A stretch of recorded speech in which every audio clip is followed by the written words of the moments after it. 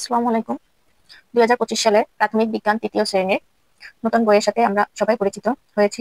ছোট সোনামণিদের জন্য বলছি, যারা 2025 সালে তৃতীয় শ্রেণীতে উঠেছো, তোমাদের জন্য বিজ্ঞান বইয়ের 25 পৃষ্ঠা সুস্বাস্থ্যের জন্য খাদ্য এবং 26 পৃষ্ঠায় কিছু অনুশীলন, 27 পৃষ্ঠার কিছু অনুশীলন এবং 28 পৃষ্ঠার কিছু অনুশীলন থেকে তোমাদেরকে শূন্য স্থান পূরণকরণ খেয়ে থাকি।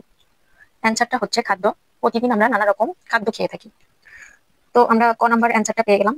খ নাম্বার দেখো, প্রতিদিনের খাবারগুলো আমরা ড্যাশ এবং ড্যাশ থেকে পেয়ে থাকি। সো উত্তরটা হচ্ছে প্রতিদিনের খাবারগুলো আমরা উদ্ভিদ এবং প্রাণী থেকে পেয়ে থাকি। গ নম্বরে দেখো, ভাত, রুটি, ডাল, সবজি, ফল ড্যাশ থেকে পাওয়া। এটা কি হবে? উদ্ভিদ থেকে পাওয়া। ভাত, রুটি, ডাল, সবজি, ফল উদ্ভিদ থেকে পাওয়া। মাছ, মাংস, ডিম, দুধ খাদ্য আসে ড্যাশ থেকে। দেখো, মাছ, মাংস, ডিম, দুধ খাদ্য আসে প্রাণী থেকে। ড্যাশ আমরা সরাসরি খেতে পারি। আমরা সাধারণত ফল সরাসরি খেতে পারি। আমরা সরাসরি খেতে পারি। পাউরুটি, বিস্কুট তৈরি হয় ড্যাশ দিয়ে। পাউরুটি, বিস্কুট তৈরি হয় আটা দিয়ে। পাউরুটি, বিস্কুট তৈরি হয় আটা দিয়ে। দেখো, আটা আসে ড্যাশ থেকে। আটা আসে গম থেকে। আটা আসে কোথা থেকে? আটা আসে গম থেকে। আমরা গম পাই ড্যাশ থেকে। আমরা গম পাই উদ্ভিদ থেকে। এটার অ্যান্সার হচ্ছে উদ্ভিদ। আমরা গম পাই উদ্ভিদ থেকে। তারপর দেখো, পাউরুটি ও বিস্কুট ড্যাশ থেকে আসা খাদ্য।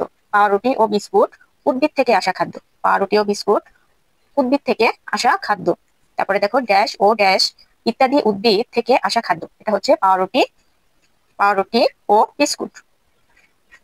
দেখো, পাউরুটি ও বিস্কুট ইত্যাদি উদ্ভিদ আসে খাদ্য থেকে। পরেরটা হচ্ছে কি, ট নাম্বারে দেখো, মাখন, ঘি, দই, পনির ইত্যাদি তৈরি হয় ড্যাশ থেকে।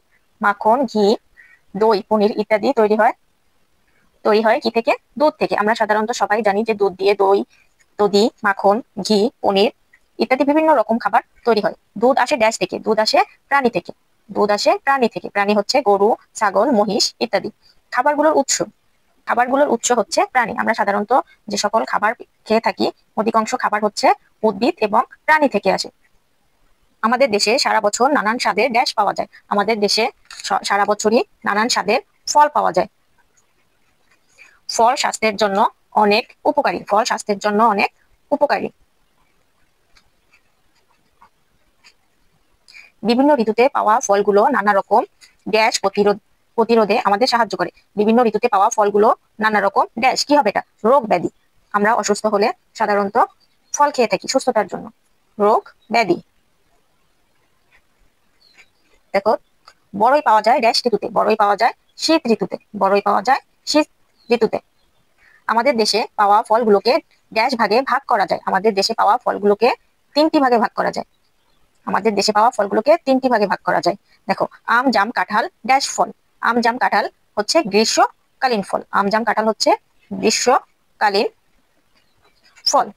বড়ই, কমলা, আমলকি ড্যাশ ফল। বড়ই সাধারণত পাওয়া যায় শীত ঋতুতে। তাহলে এটা হবে শীতকালীন। এটা হবে শীতকালীন ফল।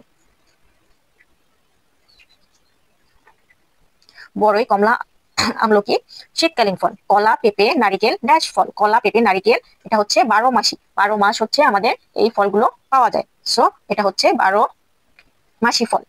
কলা, পেঁপে, নারিকেল 12 মাসি ফল। আমাদের দেশে সারা বছর প্রচুর পরিমাণে নানা রকম ড্যাশ উৎপন্ন হয়। আমাদের দেশে সারা বছর প্রচুর পরিমাণে শাকসবজি, প্রচুর পরিমাণে শাক সবজি উৎপন্ন হয়। দেখো, ব নাম্বারে কি আছে? ভিন্ন ভিন্ন ড্যাশ বা ড্যাশ ভিন্ন ভিন্ন সবজি পাওয়া যায়। এটা কি হবে? ভিন্ন ভিন্ন ঋতু, ভিন্ন ভিন্ন ঋতু বা মৌসুমে। ভিন্ন ভিন্ন ঋতু বা মৌসুমে ভিন্ন ভিন্ন সবজি পাওয়া যায়।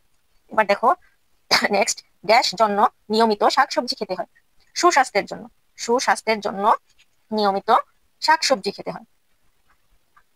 সুস্বাস্থ্যের সুস্বাস্থ্যের জন্য নিয়মিত শাকসবজি খেতে হয়।